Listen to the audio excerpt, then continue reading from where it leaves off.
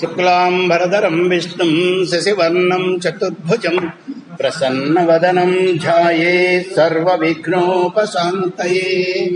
సహనావవతు సహనౌ భునక్తు సహ వీర్యం కరవావహై. తేజస్వినావధీతమస్తు మా విద్విషావహై. ఓం శాంతి శాంతి శాంతి. 70వ శ్లోకం తీయండి. నిన్న పూర్తిగా చెప్పుకోలేదు అంటే ఇవాళ మళ్ళా అక్కడి నుంచే ప్రారంభిద్దాం. తతః శృతిస్తన్మననం స్వతత్వా ధ్యానం చిరం నిత్య నిరంతరం మునే. వికల్పం పరమేత్య విద్వాన్ దైవ నిర్వాణ సుఖం సమృచ్ఛతి. అనంతరము దేని అనంతరము? సాధన చతుష్టయానంతరము. అంటే సాధన చతుష్టయం సంపాదించి శమదమాగలు చేసి తితిక్ష అలవాటు చేసుకున్న తర్వాత ధ్యానము, ధారణ, ఉపరతి ఇవన్నీ కూడా చేసి అప్పుడు శృతి శ్రవణం చేయమన్నాడు. ఆత్మజ్ఞానం అప్పుడు శ్రవణం చేయమన్నాడు. అది కాకుండా కూర్చుంటే పడుతుంది బుర్రకి, కానీ చాలా సమయం పట్టేస్తుంది. కానీ సాధన చతుష్టయానంతరంగానే కూర్చుంటే చాలా త్వరగా మీకు అర్థమైపోతుంది ఆత్మజ్ఞానం. అప్పుడు శృతి శ్రవణం చేసిన తర్వాత తన్మననం, దానిని అంటే దానిని మననం చేయమన్నాడు. మననము అంటే విన్నది పదే పదే లోపున అనుకొని నీ సంశయాలు ఏమైనా ఉంటే దాన్ని నివారణ చేసుకోవడం. సంశయ నివారణమే మననము. ఆ తర్వాత ఏం చేయాలండి? చాలా కాలం వరకు నిత్య నిరంతరం ఎడతెగకుండా నిత్యము నిరంతరము, అంతరము లేకుండా నిరంతరము నిత్యము. ఎప్పుడు? స్వ అంటే తన యొక్క, అంటే ఆత్మ యొక్క తత్వం, స్వరూపం, సత్యం ఏమిటి, వాడెవడు అన్న విషయం ధ్యానం చేయమన్నాడండి. ధ్యానం చేయడం అంటే బ్రాకెట్లో అక్కడ మనం ఆత్మాకారము అంటారు. ఆత్మాకారముగా ఉండుట. ఆత్మకి ఆకారం ఎక్కడ ఉందండి? ఆత్మాకారములో ఉండుట కాదు, ఆత్మస్థితిలో ఉండుట. అక్కడ ఆకారం అన్న దానికి అర్థం స్థితి అని చెప్పుకోవాలి, అంతేగాని రూపం కాదు. తతః మళ్ళా తరువాత ఆ విధంగా ఉన్న తర్వాత మునే బ్రహ్మ విద్వరిష్ఠుని అంటే మీదని చెప్పినట్టుగా శ్రవణం మననం చేస్తున్న బ్రహ్మజ్ఞాని ఎవడైతే ఉన్నాడో అక్కడ భ్రాంతి అన్నది లేకుండా పరవస్తువును పొంది విద్వాన్ జ్ఞాని అవుతున్నాడండి. అది శ్రవణము మననము చేసి తన యొక్క అజ్ఞానాన్ని పారదోలుకుని తను జ్ఞానిగా నిలబడుతున్నాడు, ఆత్మజ్ఞానిగా నిలబడుతున్నాడు. అంటే స్థిరముగా ఉంటున్నాడు అందులో, ఆ భావంలో. పరిమితమైన వస్తువులపై గల కోరికలను వివేకముతో వీడనాడి వైరాగ్యాన్ని కలిగి ఉండి సాధన చతుష్టయ సంపన్నుడై స్వార్థపూరిత కర్మలను త్యజించిన, ఏమిటవి? స్వార్థపూరిత అంటే కామ్యకర్మలు. స్వార్థపూరిత కర్మలను త్యజించిన ఆ వ్యక్తి మాత్రమే వేదాంత వాగ్మయంలో వర్ణింపబడిన శ్రవణము అనే పదం ఉందే అది అర్థం అవుతుంది. వాడే శ్రవణానికి అర్హుడు. అంతవరకు వాడు అర్హత లేదు.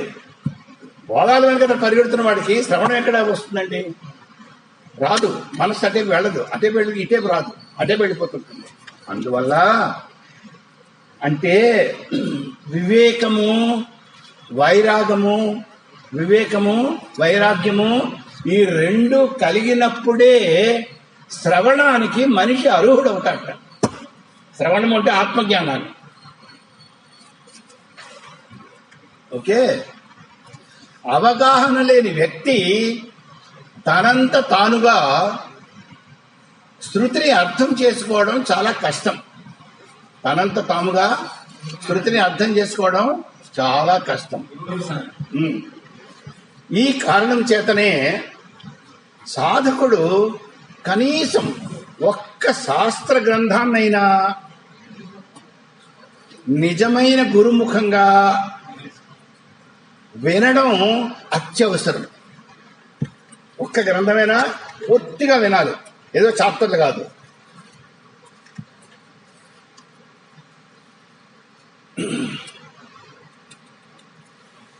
ఈ విధమైన శ్రవణం తర్వాత విన్నదాన్ని బుద్ధిలోని ఆలోచనలతో మధించి, అంటే బుద్ధిలో దానిని మధించి మననము చేసి, మధించడం అగ్ని, కఠోపనిషత్తులం అని చెప్పుకున్నాం కదా, అగ్ని మథనం.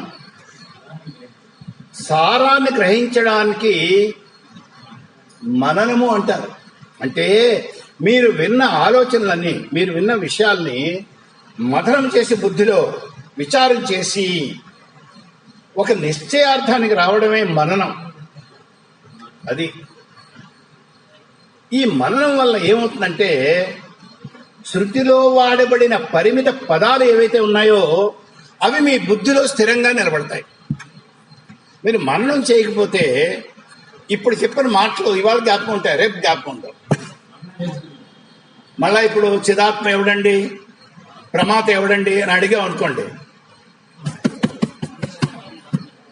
పుస్తకాలు తిరగేయాలి. అది కాదు, అది మననం చేసుకున్నాం అనుకోండి, చిదాత్మ, చిత్ ఆత్మ, చిదాభాసుడు, చిత్ ప్రతిబింబం అని అర్థం అయిపోవాలి. ప్రమాత తెలుసుకునేవాడు ఎవడు, నేను ఎవడు, జీవుణ్ణి. అది ఆ విధంగా పదాలు రాపోసరికి దాని అర్థం స్ఫురించాలి. దానికి మననం చేస్తే గాని ఈ పదజాలం మీ బుద్ధిలో నిలబడవు స్థిరంగాను. అది చెప్తున్నాడు.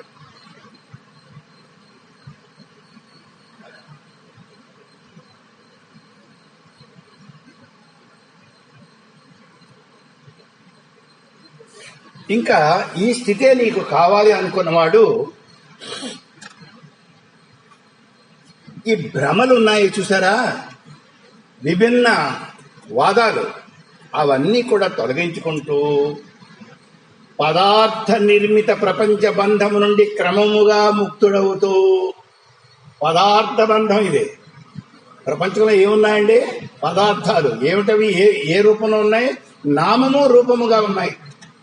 సో నామరూపాలు వెనకాతర పరిగెట్టకుండా,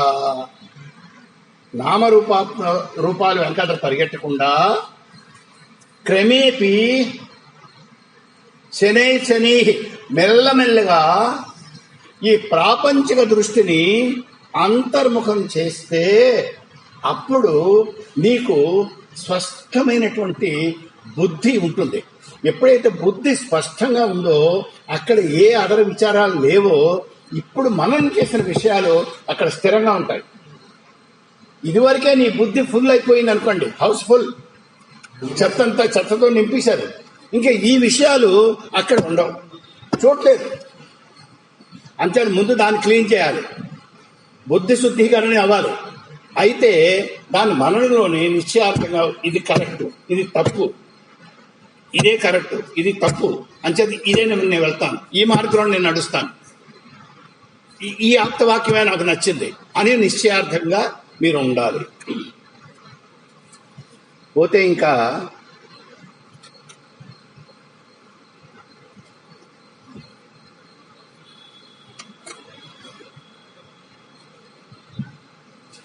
ఈ విధానమే వేదాంత సాధన.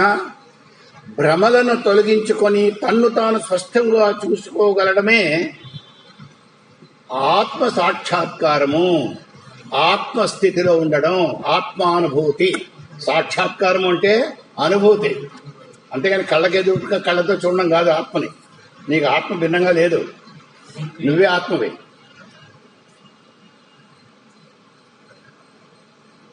ఏమండి, అదే ముక్తి, అదే మన స్వస్థితి, మన యొక్క స్వయం స్థితి ఏది? అదే. భ్రమల నుండి విడబడుతూ స్వస్వరూపాన్ని గుర్తించే మార్గంలో కానవచ్చే ఆలోచన ప్రవాహమే ధ్యానము అనబడుతున్నది. మనం కూర్చున్నాం ధ్యానంలో. నిన్న మీరు చెప్పారు ఏవో వస్తున్నాయండి అని, అదే ధ్యానం. దాన్ని సవికల్ప ధ్యానము అంటారు. సవికల్పం, వికల్పాలు వస్తూ ఉంటాయి కానీ మనం ముందుకు వెళ్తాం. ఆలోచన వెనక మనం పరిగెత్తాం. ఆలోచన వస్తుంది పోతుంది. కెరటాలు, సముద్రంలో కెరటాలు లేస్తాయి, మళ్ళీ సముద్రంలోనే పడిపోతాయి. సముద్రంలాగే ఉంటుంది. సముద్రం కెరటం వెనక పరిగెట్టదు. అది క్లియర్.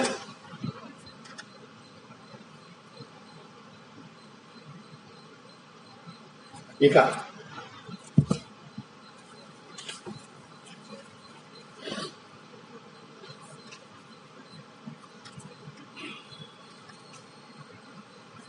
ఇదే నిత్య నిరంతర చింతనము, నిరంతర ధ్యానము, నిధిధ్యాసనము అంటారు. దీన్ని ఏమిటంటారు? అలా ఉంటే నిత్య నిరంతర చింతనం, నిరంతర ధ్యానము లేక నిధిధ్యాసనము. దీనివల్లనే సాధకుడు నిర్వాణానందంలో స్థితులు కాగలడు. నిర్వాణం ఏమిటో చెప్తా.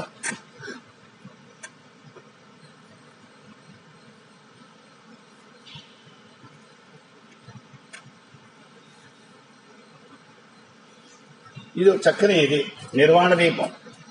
నిర్వాణ దీపం అని చెప్తారు కదా. నిర్వాణము అంటే పెళ్ళుకి మీదకి రావడం.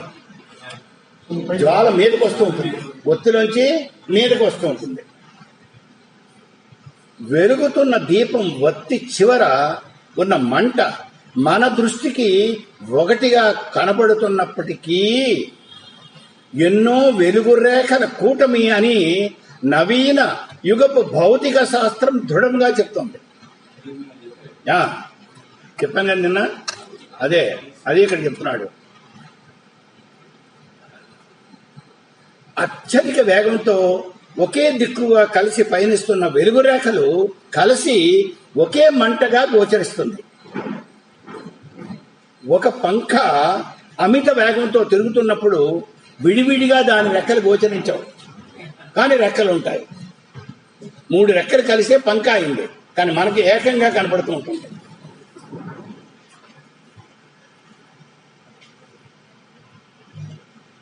అవన్నీ అమిత వేగంతో తిరగడం వలన సంఘటనలు జరుగుతున్న భ్రమను కలిగిస్తాయి. ఇవన్నీ జరుగుతున్నాయన్నట్టుగా అనిపిస్తుంది, కానీ యాక్చువల్గా అక్కడ ఉన్నవి రేఖలే. కానీ ఈ భ్రమణంలోని కొత్త రూపం కనబడుతుంది, మనకి ఏకంగా కనపడుతుంది. ఉన్నవి అక్కడ అనేకం, కానీ ఏకంగా కనపడుతుంది. అలాగే నీ ఒక ఫిలిం ఉందంటే అందులో ఎన్నో ఫోటోలు ఉంటాయి. ఎన్నో ఫోటోలు ఒక పరిమితి వేగంతో తిప్పినప్పుడు, ఫిలింని ఆ రీల్ తిప్పినప్పుడు మీకు కంటిన్యూస్గా మీకు చిత్రాలు కనబడుతూ ఉంటాయి, సీన్లు. కానీ అది ఒకటి కాదు, అనేకము కలిసి ఏకముగా కనబడుతోంది. అర్థమైంది కదా. ఎంతో నిజంగా నిర్దుష్టంగా ఉన్న మనసు నిజానికి విడివిడిగా ఉండే ఆలోచనలు మాత్రమే. మనస్సు ఒకటే, కానీ ఒక్కటిగా కనపడుతున్న మనస్సు అనేకమైన ఆలోచనల పుట్ట. ఆ మనస్సుని విడదీసి చూస్తే అది ఆలోచన తప్ప అక్కడ మనస్సు అనేది లేదు. మా గురువుగారు చెప్పారు, కాశీనాథ్ త్రిపాఠి గారని యంగ్ ఫెలో, అతను వేదాంతం చెప్పాడు నాకు. అతను చెప్పాడు, బొడ్డింకండి నామరూపాలకు ఎంత ఇంపార్టెన్స్ మనం ఇస్తామో. బొడ్డింక తీసుకొచ్చాడు, చచ్చిపోయిన బొడ్డింకన. ఇది ఏమిటండి అన్నారు. బొడ్డింక అని వచ్చారు.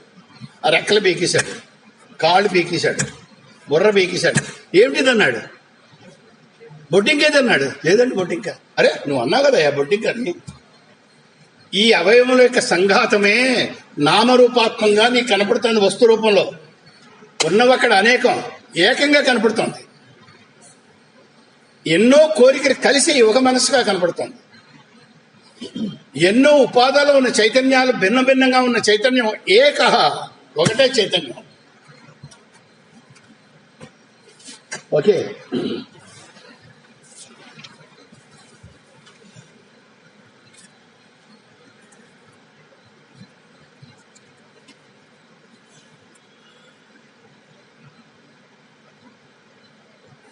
ఈ ఆలోచనని అధిగమించి ఈ ఆలోచన యొక్క వేగం చూసారా, ఈ వేగాన్ని దాటి నువ్వు గాని నిలబడితే అప్పుడు నీకు మనస్సు ఉండదు. మనస్సు అంటే వేగం కదా, ఇది కోరికల వేగం. ఆ కోరికలే లేనప్పుడు వేగం లేదు, వేగం లేనప్పుడు మనస్సు లేదు. మనస్సు లేకపోతే ఉన్నదెవరు? ఆత్మే. అమనస్క స్థితి అంటారు దాన్ని.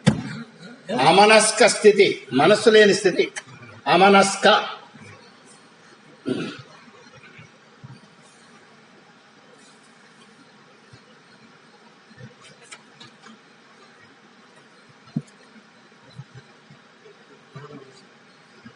అంటే మరోవైపు పరిపూర్ణ స్థితి అని కూడా ఉండాలి అనుకుంటారు. ఇక ఈ పరిపూర్ణ స్థితి ఉంది చూసారా, ఈ మోక్షము, ఈ నిర్వాణము, ఇది ఎక్కడో స్వర్గంలో చనిపోయిన తర్వాత అనుభూతమయ్యేది కాదని దృఢముగా నొక్కి చెప్తున్నారు శంకరాచార్యుల వారు. స్పష్టం చేస్తున్నారు. ఏమిటి? ఈ నిర్వాణానందాన్ని ముని అనేవాడు, అంటే మననశీలుడు, మననము చేయువాడు, మననశీలుడు ఇక్కడే ఇప్పుడే అనుభవించడం సాధ్యమని సిద్ధపరుస్తున్నాడు.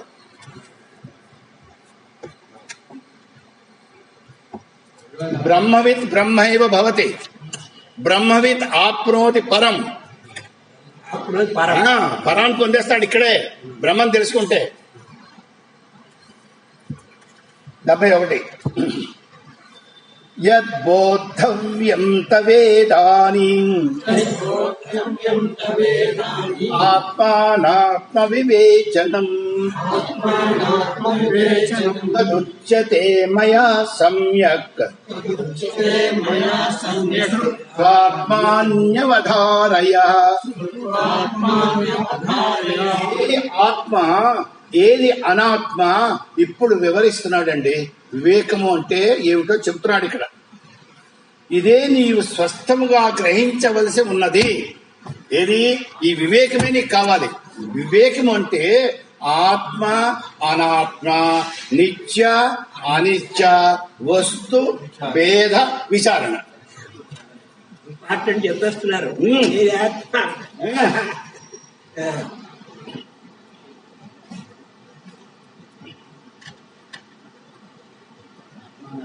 అయ్యా, సమ్యక్ అంటే మీ పంచ జ్ఞానేంద్రాన్ని ఇక్కడ పెట్టి ఇక్కడ అంటే బాగుగా శ్రుత్వా విని, ఆత్మని, ఇక్కడ ఆత్మ అంటే బుద్ధి, బుద్ధి యందు అవధారయ నిలుపుకొనుమా. అవధారం అంటే ధారణ. ఓకే, ఆత్మానాత్మ వివేకము యొక్క అవస్థికతను మరల నొక్కి చెబుతూ దీనిని కేవలము వినడం మాత్రమే కాకుండా శ్రద్ధగా వినడం ఒకటి, శ్రద్ధగా వినడం ఒకటి, మననము చేసి స్వంత జ్ఞానంగా గ్రహించడం అత్యవసరమని ఆచార్యులు చెబుతున్నారు. అది నువ్వు ఏదైతే విన్నావో అందులో మంచి చెడ్డలు నువ్వే విచారం చేసుకొని ఒక నిర్ణయానికి వచ్చి అందులోనే ఉండడం అన్నది నువ్వు చేయవలసిన పని. అది గురువుగారు చేయలేరు. గురువుగారు కేవలం నిత్య అనిత్య వస్తువు ఏమిటో చెప్తాడు. తర్వాత చేయవలసిన సాధనంతా శిష్యుడే చెయ్యాలి. ఇక తనలో తాను లేదా అన్యోన్య సహకారేణ, అన్యోన్య తద్బోధనం, ఇద్దరు కూర్చొని డిస్కస్ చేసుకోవాలి. కిం తద్ బ్రహ్మ, ఎవడండి బ్రహ్మ, వాడి సృష్టి ఎందుకు చేశాడు, లీలా మాత్రంగా చేశాడా, వాడి సంతోషం కోసం చేశాడా, లేదు కలగా చేశాడా, లేదు వాడి శక్తి మాయ చేసిందా, ఎవరు చేశారు, ఇంతకీ చేశాడా లేదా, చేసినట్టు కనబడుతోంది, నిజంగా చేశాడా, చేయకపోతే మరి కనబడుతోంది కదా, ఇది విచారం. తత్ కిం కిం తద్ బ్రహ్మ, ఎవడండి ఆ బ్రహ్మ? ఈ విధంగా విచారం చేసుకుంటూ ఒట్టినే వృధా చేయకుండా సమయాన్ని దాని మీదే ఇంకొక టాపిక్ రాకూడదు మీ దృష్టిలో. వేదాంతంలో వచ్చిన ప్రాబ్లమే అది. ఇంకా ఒకదానికంటే ఇట్స్ లైక్ మహాప్రతివర్త. ఒకసారి వివాహం అయిపోయిన తర్వాత ఇంకొక వైపు చూడదు, ఇంకో విషయం తెలియదు తన భర్త తప్ప. ఆత్మవేత్త కూడా అలాగే ఉండాలి.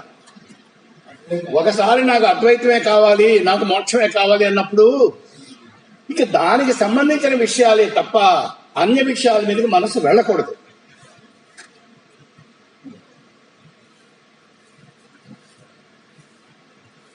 ఇంకా చెప్తున్నాడండి, అయ్యా మీ స్థూల శరీరం, ఈ కుళ్ళు శరీరం ఏమిటో చెప్తున్నాడు. 72 మజ్జాస్తి మేధ బలరక్త చర్మ ఆభయేర్దాతు అభిరన్వితం ఆదోర్వక్షో స్పష్టమస్తకై అంగైరుపాంగై యుక్తమేతత్. అయ్యా ఈ శరీరం ఉంది చూసారా, మజ్జి అంటే ఎముకలు కాదు, మజ్జి అనేది జిగురు. ఎముకలకి మధ్యలో ఉంటుంది చూసారా, ఇక్కడ ఇది డ్రై అయిపోయిందండి అంటారు డాక్టర్. అక్కడి నుంచి నడుస్తుంటే టిక్కు టక్కు సౌండ్, అక్కడ ఉన్న మజ్జ పోయిందన్నమాట, దాన్ని మజ్జ అంటారు. ఎముకలకి మీద చుట్టూ ఉన్నటువంటి మజ్జ అంటే గుజురు, అది ఒకటి ఉంటుందండి. అస్థి తర్వాత ఏముంటాయి, ఎముకలు. ఆ ఎముకల మీద ఏమిటి, మేద, క్రొవ్వు. ఆ క్రొవ్వు మీద తల, మాంసము. ఆ మాంసం మీద రక్తము. ఆ రక్తాన్ని కప్పుతూ చర్మపు పై పొర, ఆ పొరకి కిందని మరి ఒక లోప పొర. ఇవి 7 ధాతువులండి, సప్త ధాతువులు. ఆ జన్మం తెల్లగా ఉంటుంది. ఈ పై పొరే మనం కొంప తీస్తాం. ఈ అట్రాక్షన్ అన్ని కూడా పై పొర చాలా సుందరంగా ఈ కొంపు దేహం మీద ఒక సుందరమైన చర్మం కప్పాడు. ఏమండి, ఇది కాశ్మీర్ షాల్ కప్పినట్టుగా. కుబ్జకి కాశ్మీర్ షాల్ కప్పితే ఎలా ఉంటుందో అలాగా. కుబ్జ తెలుసు కదా, కృష్ణుడు. ఓకే, ఇంకా ఈ 7 ధాతువులతోనూ పాదములు, తొడలు, వక్షము, భుజములు, వీపు, తల మొదలైన అంగములు, ఉపాంగములతో కూడినయు. దీనిని మనం ఏమిటంటున్నాం, అహం మమేతి ప్రధితం శరీరం మోహాస్పదం స్థూలమితీర్యతే బుధై నభో నభస్వద్దహనాం భూమయః సూక్ష్మాని భూతాని భవంతి తాని. ఈ విధంగా సప్త ధాతువులతో కూడి ఓ చర్మము చేత కప్పబడినటువంటి కుళ్ళు ముద్దని శరీరము అంటారు. ఈ శరీరంలోనే ఇది శరీరము, ఇది నాది, మమత్వము, అహంకారము 2 కూడా ఈ శరీరంలోనే పుడుతున్నాయంటే ఏమండి. దీన్నే స్థూల శరీరము అంటారు. స్థూల శరీరం పంచకోశాల్లో మొదటిది. ఇది ఆకాశము, వాయువు, అగ్ని, నీరు, భూమి, ఈ పంచభూతాలతోని తయారైంది. ఇది పంచభూతాల యొక్క తన్మాత్రలు పంచీకరణ చేయగా, అక్కడ ఇచ్చాడు లిస్టు, 128వ పేజీలో ఇచ్చాడు పంచీకరణ. ఇక్కడ ఇచ్చాడు పంచీకరణ చేయగా ఈ స్థూలము ఏర్పడింది. స్థూల భూతాలు అంటారు వీటిని. అవి సూక్ష్మభూతాలు, ఇవి స్థూల భూతాలు. సూక్ష్మభూతాలకి ఇంకో పేరు తన్మాత్రలు అంటారు. తన్మాత్రలు అంటారు. దాంట్లో 8 భాగాలు చేసిన తర్వాత మాపు ఉంచుకొని మిగతా చేయడం ఇది అందులో ఉంది. అదే తన్మాత్ర. అయ్యా మీరు కర్తలు ఆత్మబోధలో ఉంది ఇది. ఆయన రాసిందే మీరు. పంచభూతాలు ముందుగా సూక్ష్మాంశాలుగా పుట్టాయని వివిధ నిష్పత్తుల్లో వీటి కలయిక పంచీకరణం వలన మనం చూసే స్థూల శరీరం ఏర్పడిందని మనం చెప్పుకున్నాం. ఇంకెంతకంటే ఎక్కువ మనం చెప్పుకోదలుచుకోలేదు. ఆత్మబోధ చెప్పాం, తత్వబోధ చెప్పాం, తైత్రీయం చెప్పాం, ఇక మేము చెప్పం. మీరు మీ హోంవర్క్ మీరు చేయవలసిందే. రైట్. పోతే ఇంకా నెక్స్ట్ 74. పరస్పరాంశైర్మిలితాని భూత్వా చ స్థూల శరీర హేతవః తదీయా విషయా భవంతి సంతాదయ పంచ సుఖాయ భోక్తుః. పరస్పరము ఈ అంశాలు కలియడం వల్ల, ఆ పంచీకరణం వల్ల స్థూల శరీర నిర్మాణానికి కారణం అవుతుంది. పంచీకరణమైనటువంటి సూక్ష్మ పంచభూతాలే పంచీకరణం అవడం వల్ల అవి అపంచీకరణం. సూక్ష్మభూతాలు అపంచీకరణం, దాన్ని తన్మాత్రలు అంటారు. అవి ఎప్పుడైతే పంచీకరణ అయ్యో ఒకరికొకటి కలుసుకున్నారో భాగాల్లో, అప్పుడు స్థూల భూతాలు వచ్చాయి. ఇదే ఈ 5 భూతాలు మనకు కనపడుతున్నవి.